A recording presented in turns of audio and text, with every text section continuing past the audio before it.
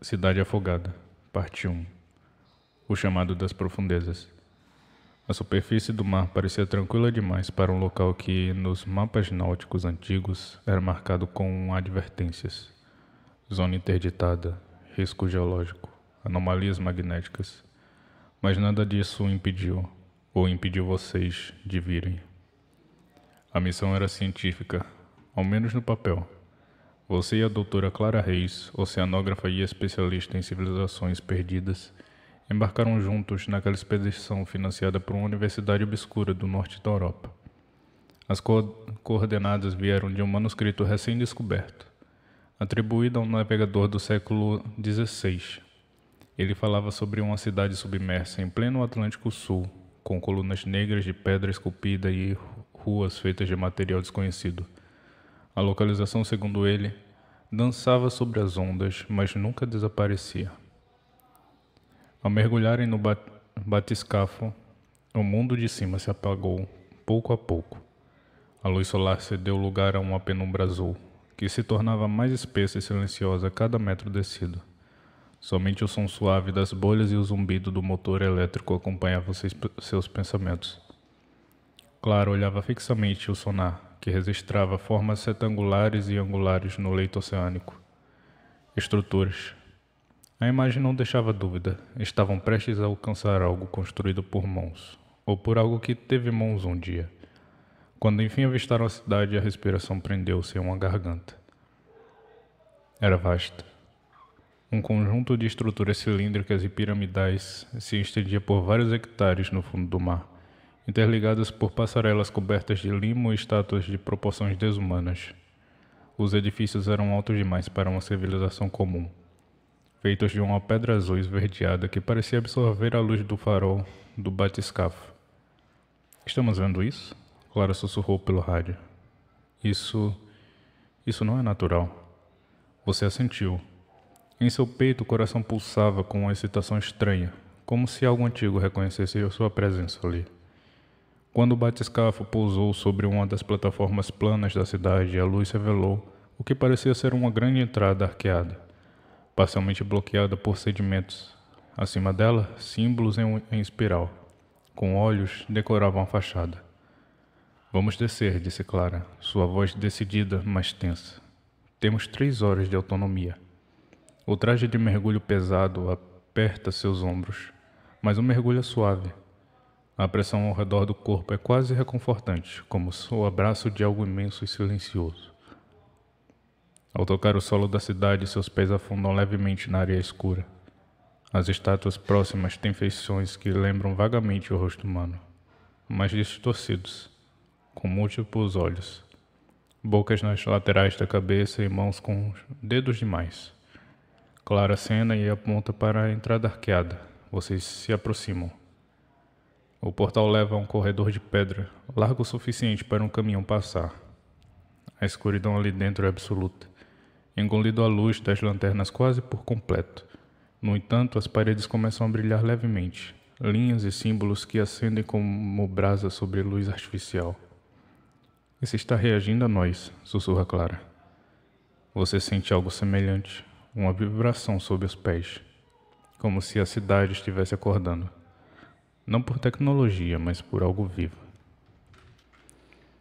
Ao fundo do corredor algo pisca, um brilho esverdeado, e de algum lugar, mesmo sem som no oceano, você sente uma voz, um chamado, não com palavras, mas com lembranças que não são suas. Você não sabe porquê, mas quer continuar. Clara também, apesar do medo crescendo atrás de seus olhos, ela segue em frente. O que quer que exista naquela cidade afogada, sabe que vocês chegaram e está esperando. A entrada parecia ser estreita à medida que vocês avançam. O portal arqueado, embora vasto por fora, abria caminho para uma galeria claustrofóbica, onde as paredes se aproximavam como costelas de uma criatura enterrada há milênios.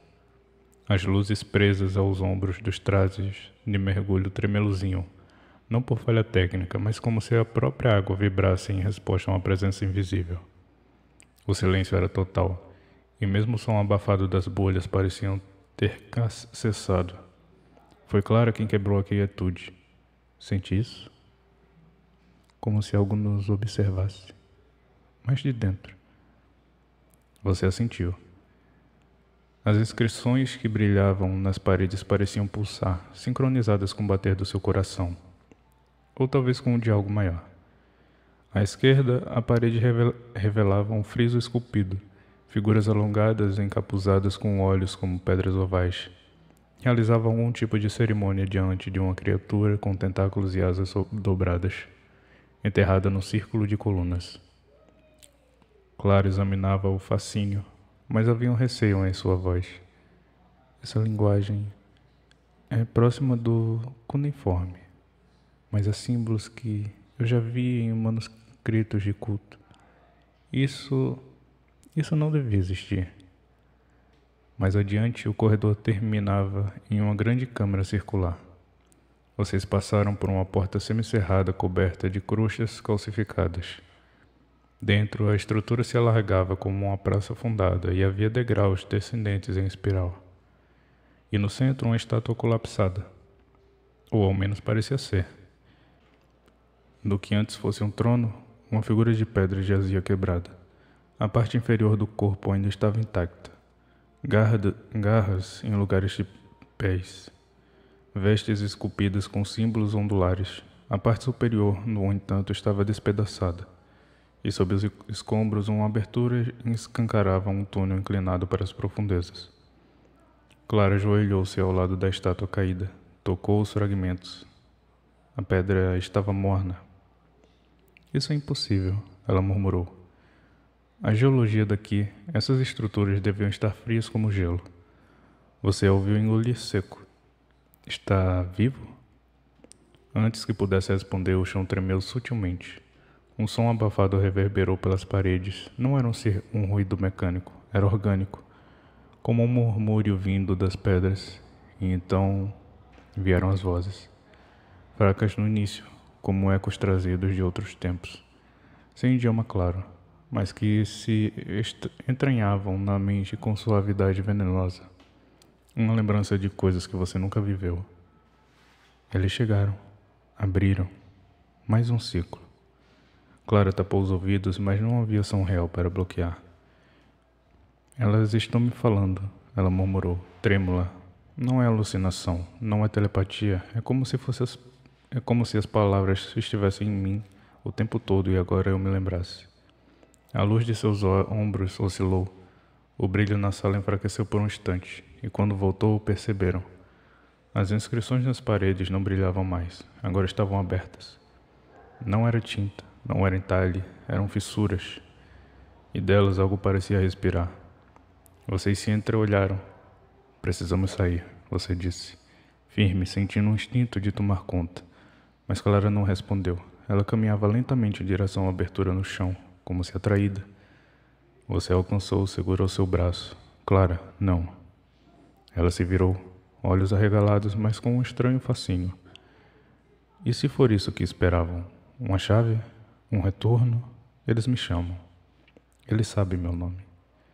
E então uma mão emergiu da escuridão do túnel, longa, fina, com mais de 5 dedos, e uma pele que parecia feita de limo e pedra viva.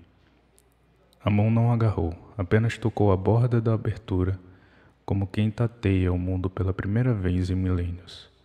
A cidade estava despertando, e vocês estavam no centro do ritual. Você puxou Clara com força, rompendo o transe que a dominava. Seus olhos pareceram clarear por um instante, e ela se deixou conduzir para trás, ofegante.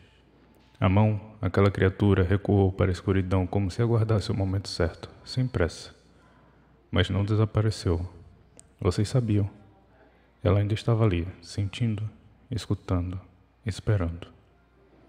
O tremor cessou, mas o ar, se é que se podia chamar de ar, se tornava mais denso. A água à volta parecia mais espessa, mais pesada, como se o próprio oceano estivesse sendo puxado para dentro daquele buraco, ou talvez expulso. Vocês recuaram em direção ao corredor por onde vieram, mas agora as inscrições haviam se fechado novamente, e as paredes pareciam diferentes. O caminho que levava à entrada estava curvado, como se a arquitetura tivesse se dobrado, como se a cidade estivesse mudando. As estruturas estão se movendo, disse Clara, com voz embargada. Isso é impossível. Você tentou manter a calma. O mapeamento do drone e os dados geográficos, tudo estava errado. A cidade não era estática, era um organismo. Uma máquina viva enterrada na camada do tempo. E vocês haviam tocado sua pele adormecida. Em meio a tentativa de rastrear um novo caminho, chegaram a uma nova câmara. Uma basílica submersa, gigantesca, suspensa por colunas tão altas que se perdiam na escuridão acima. No centro, flutuava uma esfera translúcida suspensa no vazio, girando lentamente sobre si mesma. Dentro dela, corpos humanos, homens, mulheres de trajes antigos, alguns quase mumificados, outros com olhos abertos em agonia suspensa. Entre eles, formas não humanas, tentáculos, guelras, mandíbulas partidas. Isso é um memorial? Clara sussurrou. Um santuário? Você se aproximou.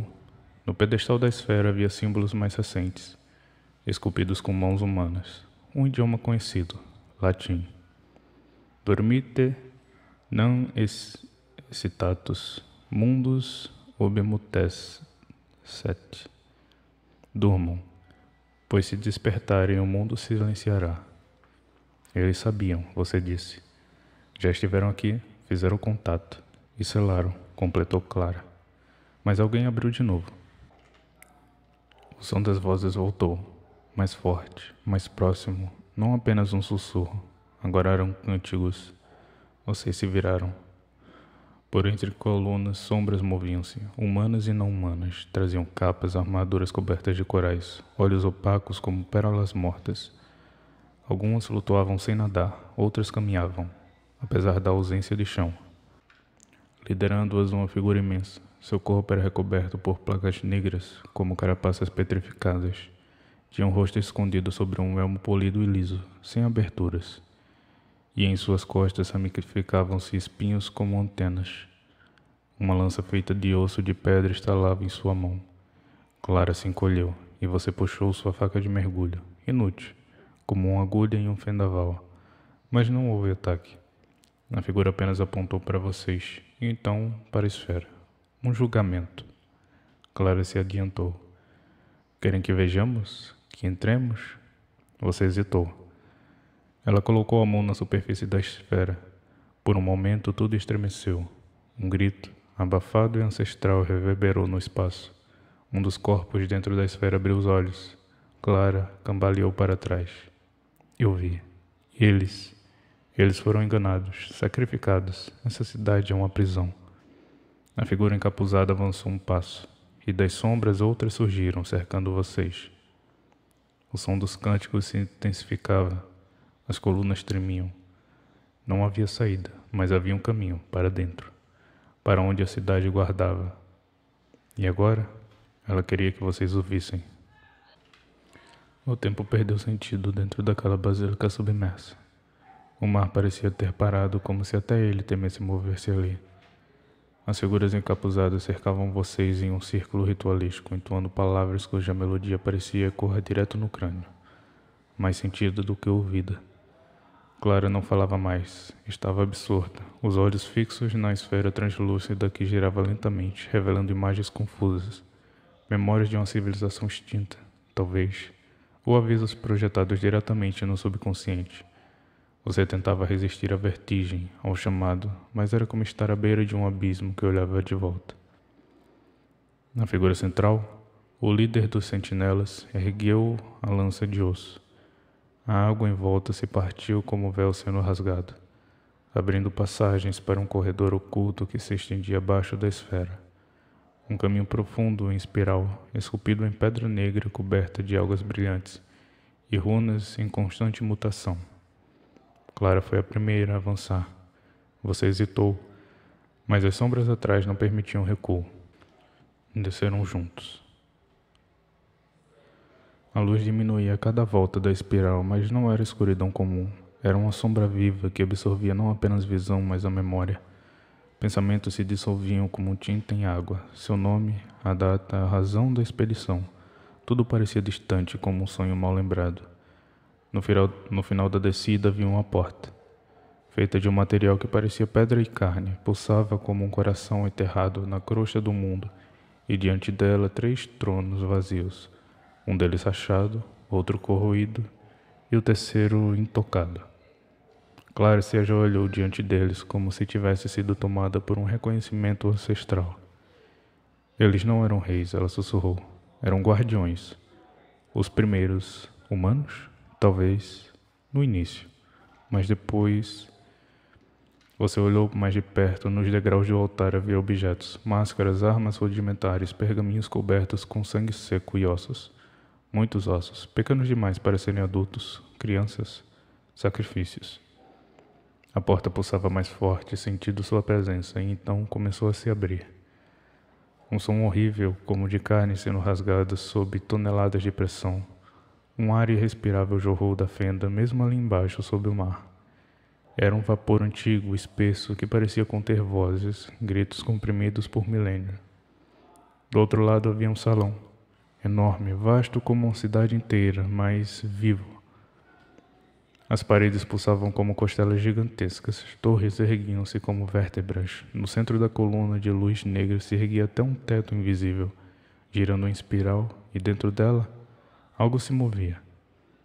Clara caiu de joelhos. As figuras encapuzadas pararam na entrada, como se não pudessem ou não ousassem entrar. A figura com a lança ajoelhou-se também, apontando para o altar. Você não entendia, até que viu. O terceiro trono estava vazio porque era seu. Não o seu exatamente, mas daquilo que você representava. O sangue, a linhagem, o chamado. Clara segurou seu braço, os olhos desesperados. Não escute, não sente, não pertence. Mas era tarde, você já ouvia, já lembrava, você já começava a se lembrar daquilo que não era a primeira vez. O som da cidade viva penetrou seus ossos como uma maré que não recua. Cada batida do seu coração se sincronizava com as pulsações daquela coisa adormecida ou sonhando, no núcleo da espiral. Aquilo não era uma cidade, era um corpo, uma mente, um útero, e você era uma célula dentro dele. O tronco não era feito para ser sentado, era feito para reconhecer. Você se aproximou, guiado por uma força que não era sua, como seus próprios pés obedecessem às ordens escritas antes da existência da linguagem. Clara te puxava, suplicava, lágrimas se diluindo na água salgada, que já não era mar. Ela dizia seu nome, repetia, mas soava estranho agora, como um eco de uma encarnação que já se desfazia. Eles estavam esperando por alguém como você, sussurrou a figura encapuzada, agora ajoelhada atrás de vocês. Um que lembra, um que escuta até as pedras, um que sangra na frequência certa. Você tocou o trono. Não se sentou, bastou o toque. A cidade tremeu, as torres vivas encolheram como espasmos. A coluna de luz negra girou mais rápido, revelando dentro dela um olho, não físico, mas tão vasto e atento quanto o próprio oceano. Ele ouviu, e você ouviu de volta. Na mesma hora compreendeu. Eles não eram deuses, nem monstros, eram lembranças, fragmentos de uma inteligência coletiva anterior à matéria sólida, que se aninhou nos cantos mais escuros do cosmos. Quando a Terra ainda era lava, eles já sabiam que ela existiria. Quando o mar se formou, foi um convite. A cidade foi construída por humanos, mas inspirada por algo anterior, e agora o ciclo reabria. Você retirou a mão, mas era tarde. Clara gritou, seus olhos dilatados apontando para as paredes que se desfaziam. A cidade estava acordando, toda ela, como uma criatura sonâmbula percebendo que dormia tempo demais. As águas começavam a vibrar, bolhas densas subindo do chão como gases de uma garganta imensa. Você a puxou, correu. Os encapuzados gritavam, não de medo, mas em êxtase. Ele voltou, clamavam, ele voltou para abrir. Vocês correram pela espiral invertida como a cidade desabando ao redor. Estalidos, tremores, vibrações que faziam os dentes rangerem. A basílica se fechava atrás de vocês e por um segundo sentiu que não escapariam. Mas escaparam. Subiram. A água parecia ajudá-los agora como se fosse parte do mesmo sistema, expulsando-os do corpo que já o digerira o suficiente. A cúpula que selava o templo afundou atrás de você, engolida por uma coluna de vapor. E então, silêncio. A luz do submersível, o escafandro, o cabo de segurança, a superfície, tudo parecia distante, quase cômico em sua normalidade, mas estava ali, claro, e você, respirando, em choque. Horas depois, quando o navio os puxou de volta e a equipe o cercou de perguntas, vocês não responderam, porque sabiam a verdade. Vocês não haviam descoberto uma cidade. Vocês haviam sido descobertos por ela. E ela agora sabia que você lembrava. O mar, desde então, parece diferente, mais calmo, como se estivesse esperando que você volte para o seu trono, porque o ciclo ainda não terminou.